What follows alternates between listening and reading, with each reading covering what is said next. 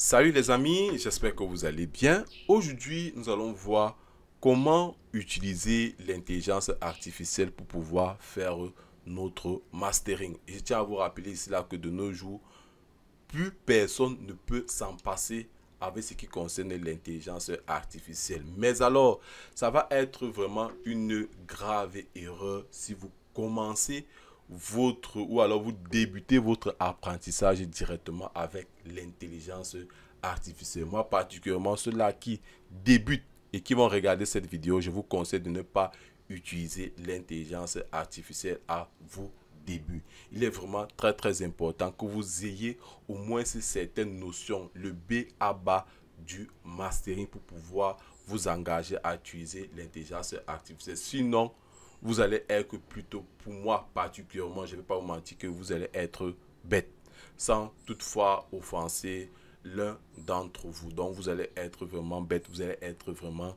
ignorant. Moi particulièrement, c'est une continuité que nous sommes en train de faire. J'ai déjà eu à montrer comment est-ce que vous devez faire du mastering.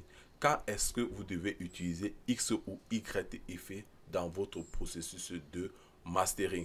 Et pour ceux-là qui ont regardé ma précédente vidéo une fois de plus, j'avais rappelé et souligné ici là que c'est moi qui suis le compositeur, l'arrangeur, celui-là qui a mixé et celui-là qui a masterisé via la voix d'un membre de la communauté également qui m'a fait confiance dans ce projet. D'ici peu, il va mettre la chanson sur toutes les plateformes. La seule chose qui cale à l'heure actuelle, il est en train de chercher un nom d'artiste vraiment plus facile pour lui, si je peux le dire ainsi, qui va être vraiment être facile à avoir accès sur les différentes plateformes. Bref, on appelle généralement ça le SEO. Lorsque vous allez taper son nom va vraiment être facile à apparaître sur toutes les plateformes de téléchargement. C'est une petite parenthèse que je suis en train de vous dire ainsi. Maintenant, ce qui concerne l'interface de Ozone 11, lorsque nous le voyons au premier regard, nous avons l'impression que c'est vraiment difficile. Mais laissez-moi vous dire que avec peut-être 2 à 3 heures de temps, lorsque vous vous concentrez vraiment sur le moteur, moi particulièrement je l'appelle moteur pour la simple raison que quoi, il a déjà l'effet, il a déjà une compression, une saturation, un limiteur. Je ne sais pas si je peux dire que Ozone c'est un effet, étant donné qu'il y a d'autres palettes d'effets à son actif, raison pour laquelle moi j'ai dit tout juste que c'est un moteur. Donc je ne sais pas comment est-ce que vous allez vous appréhender le logiciel, le moteur à votre actif. Bref, comme nous le voyons ici, il est très simple pour recharger dans vos slow comme tout autre effet. Et je tiens à rappeler ici là que normalement, je ne devais vraiment pas le placer sur ce bus. Il devait être, entre guillemets, peut-être placé en fin de chaîne. Quand je parle de fin de chaîne ici là, je parle de mon master bus. Mais je préfère le faire ainsi pour question de tuteur. Pour ceux-là qui ont une fois de plus écouté mon mastering, vous allez rendre compte que j'avais terminé ici avec un limiteur. Je le mets ici pour la simple raison qu'il y a également un autre limite. Il y a un limiteur intégré dans ce Ozone 11 là. Mais qu'à cela ne tienne, lorsque vous êtes peut-être entre guillemets, lorsque vous êtes en train de faire un mastering sur plusieurs titres, je tiens également à vous informer qu'on peut faire le mastering sur cette playlist-ci avec différents morceaux. Mais qu'à cela ne tient, je pense que ça va être un autre sujet à l'avenir. Je vais vraiment pas vous sauter les étapes, si je peux le dire ainsi. Bref, nous allons rester sur Ozone 11 que voici ici. Vous vous rendez compte qu'il a une palette d'effets à son actif. Il y a également certains effets qui sont vraiment très importants. Et c'est sur ces effets que nous allons faire plus focus, contrairement à l'égalisation, contrairement à la compression et contrairement peut-être à un limiteur. Normalement, ces effets, nous avons le clarity, nous avons l'impact, nous avons le low focus et nous avons également le balance master. Ne vous fiez vraiment pas ici. Alors, j'ai juste ouvert cela.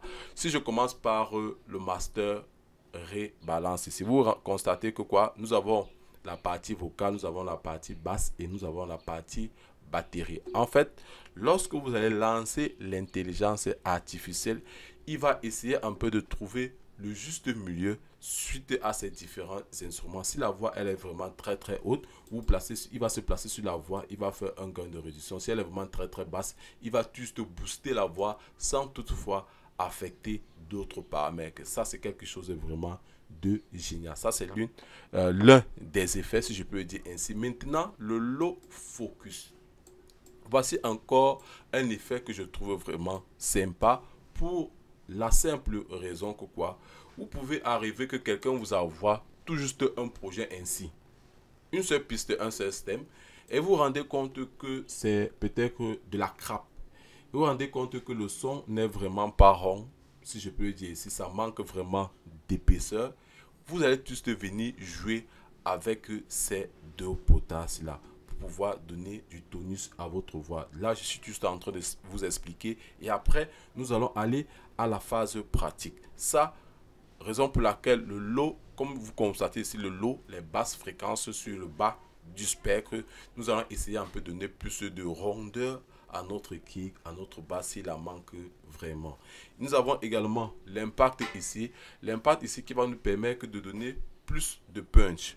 Contrairement au low ici là nous donne un peu une sensation de rondeur sur le kick, ici il va venir donner plus d'impact. Et ici, vous le constatez, ici, il est réparti sur 4 bandes de fréquences. Nous avons les basses fréquences, les moyennes basses fréquences, les moyennes hautes fréquences et les hautes fréquences. Vous vous rendez compte si vraiment le son est trop percutant, si je peux le dire ainsi, sur cette zone de fréquence, ici là vous le baissez. Si vous vous rendez compte qu'il nécessite un peu plus de punch, vous venez vous le booster. Moi particulièrement, je l'utilise lorsque je me rends compte que vraiment les hautes fréquences, il y en a trop assez. Je viens jouer avec ce potassium. Ça, c'est une fois de plus un élément important à mettre en jeu. Et maintenant, l'effet clarity. Lorsque vous intégrez entre guillemets l'intelligence artificielle, il y a certaines configurations qui se mettent généralement en jeu. Normalement, peut-être la dynamique du son. Il va agir ici comme un compresseur multibande en fonction de où est-ce que vous deviez vraiment réagir. Donc ça dépend de ce que vous voulez vraiment en faire. On se rend compte qu'il ne peut que travailler aux environs de 301 jusqu'à 20 000 Hz. Donc ça va dépendre de tout un chacun. Voilà vraiment 3 effets que je trouve vraiment très importants. Les circonstances, comme je l'ai dit, si vous vous rendez compte que vous avez le projet, ça manque d'impact ou quoi que ce soit, vous touchez ceci. Si vous vous rendez compte qu'il manque vraiment de rondeur, vous utilisez cette fonctionnalité. Et si vous vous rendez compte que l'équilibre entre l'instrumental et la voix ne sont pas collés, vous allez venir jouer juste avec ce potard. Maintenant, nous allons lancer l'intelligence artificielle. Nous allons essayer ici d'appréhender ce qu'il nous propose comme mastering. Allez, Ingeta. On va sur le côté, j'intercepte, je reprends de voler. Les oreilles nous guettent, ils nous regardent. Rien ne nous épargne, sont là à compter les dégâts. Dans l'action pendant que tu... Allez, Ingeta. On va sur le côté, j'intercepte, je reprends de voler. Les oreilles nous guettent, ils nous regardent. Rien ne nous épargne, sont là à compter les dégâts. Bon, voilà ce qu'il nous propose comme mastering. Nous allons essayer ici de décortiquer cette interface-là. Nous allons essayer ici, nous avons plusieurs styles. Il a calé en fonction de l'écoute que envoie, en fonction de la sonorité que nous l'avons envoyé. Il a calé cela sur hip-hop et normalement, nous sommes en train de faire du hip-hop. Il ne s'est vraiment pas trompé par rapport au style de musique que nous avons à notre actif. Et quand vous vous rendez compte ici, cette fonctionnalité ici, ce sont juste des raccourcis. Lorsque je suis sur l'intelligence artificielle, je reviens sur cette fenêtre-ci. Vous vous rendez compte qu'il a utilisé l'égalisation, un impact, un imageur, un clarity, une stabilisation, que d'ailleurs j'ai également oublié, un EQ dynamique et un maximiseur. Récemment, j'ai parlé de la balance tonale. Vous vous rendez compte qu'il dit là que tiens, il y a un bon équilibre entre la voix et l'instrumental. Donc, j'ai respecté le timing ici, raison pour laquelle il n'a pas intégré le rebalance. Si vous vous rendez compte que en utilisant l'intelligence artificielle, il utilise le rebalance, ça veut dire quoi? Il y a un problème. Moi, particulièrement, si vous avez tout le projet à votre disposition, je vous conseille de revenir sur votre pied de départ, essayer encore une fois de plus d'ajuster le bon équilibre. Raison pour laquelle je disais ceci, si vous êtes vraiment débutant dans le métier, je vous conseillerais vraiment de ne pas l'utiliser. Donc vous allez revenir, essayer le bon équilibre. Généralement, il vous dit, il faut baisser la voix de 2 dB ou bien il faut l'ajuster de 2 dB. Et vous repartez sur votre mix, vous faites ces ajustements, vous revenez maintenant dans votre processus de mastering. Ça, c'est l'une des choses, ça c'est un avantage si je peux le dire. Quand vous vous rendez compte ici, ce côté vocal balance, comme je l'ai dit ici, il n'est pas activé pour la simple raison pourquoi tout a été vraiment respecté. Et tiens également à vous souligner que ces effets qui sont ici ne sont pas placés là de façon extravagante. Ce n'est pas juste du design, mais ils ont leur rôle sur cette fonctionnalité. Si par exemple, je vais un peu utiliser ici peut-être une stabilisation, nous allons voir ce qui va se passer avec le mode stabiliseur, pardon. Je vais revenir, stabiliseur, nous allons voir ce qui s'est passé. Stabiliseur que voici ici. Nous allons bouger, ici c'est à 28. Nous allons le bouger, nous allons pas l'augmenter pour voir ce qui se passe. Vous vous rendez compte que la stabilisation a vraiment réagi. Il y a également le mode dynamique. Si je ne me trompe pas, le mode dynamique, l'EQ est ici. Le mode dynamique et le mode impact vont réagir ensemble. Si je bouge ceci, vous voyez les paramètres qui ont été faits en amont ou alors en aval. Raison pour laquelle l'intelligence artificielle ici, elle a juste donné une conduite à tenir, une route. Vous pouvez faire peut-être un mastering comme ceci, vous lancez votre intelligence artificielle, vous donnez à l'artiste, il est une écoute, il vous oriente, il vous dit que bon, tu es déjà sur une bonne lancée, je préfère que tu fasses ceci, que tu essaies un peu de corriger certains effets de part et d'autre. À partir du résultat obtenu grâce à l'intelligence artificielle, vous allez pouvoir vous situer, vous allez dire que tiens, je suis déjà sur la bonne voie sans toutefois me tromper. Ça, c'est l'une des choses à utiliser, un avantage à utiliser l'intelligence artificielle. Maintenant, vous voulez maintenant comparer votre musique par rapport à un autre style. Et pour ce faire, vous allez venir ici à Custom. Moi, particulièrement, je l'ai déjà chargé. Je l'ai déjà chargé. Je relance la chose. Il va se servir des données de la balance du mastering qui a été déjà fait sur ce morceau pour pouvoir faire appliquer les mêmes méthodes sur les mêmes méthodes sur ma production. On appelle généralement ça les tags.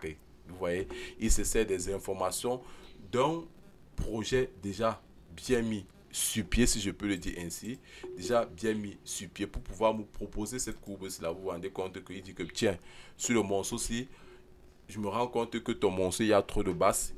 Il a vraiment ici diminué. Il a essayé un peu de rattraper certains niveaux que voici là. Raison pour laquelle moi particulièrement, je ne peux pas le faire jouer, sinon on va me striker à raison des droits d'auteur. Mais Castan, tu pourrais suivre également le même process chez vous. Il nous donne une très belle courbe. Vous vous rendez compte qu'il y a pas mal de paramètres qui ont changé. Ça dépend de tout un chacun. C'est à vous de voir comment est-ce que vous pouvez l'utiliser. Maintenant, si je vais charger la référence, je viens ici à la référence. J'additionne la référence. Je viens ici, je choisis, je l'ouvre, je lance ainsi. Nous allons patienter un peu. Voilà, il a découpé en certains morceaux. Nous allons essayer de faire notre mastering en fonction de ce bout de passage ici. Normalement, lorsque nous sommes en phase de mastering, la partie la plus surchargée de notre morceau ici représente généralement le refrain. C'est à partir de ces zones-là que nous allons faire notre mastering. mastering. Dès que vous utilisez cela, vous lancez, vous appuyez sur ce portail ici. Maintenant, vous allez faire entre guillemets ce qu'on appelle le A, B.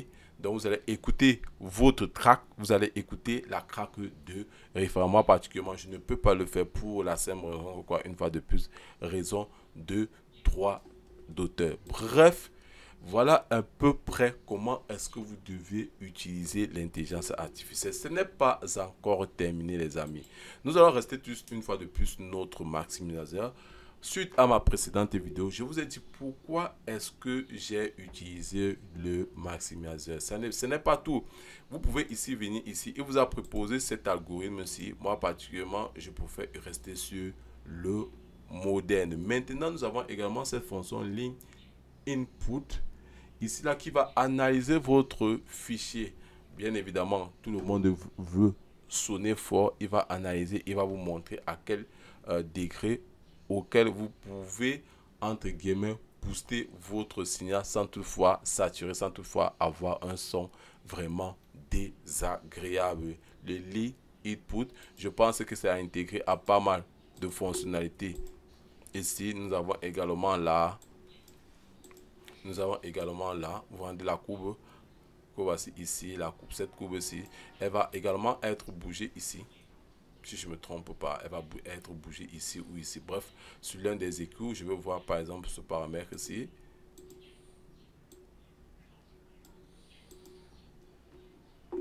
Ça n'a vraiment pas affecté ça sur le tag ici. Maintenant, si nous revenons sur nos rejas entre guillemets, comme ceci.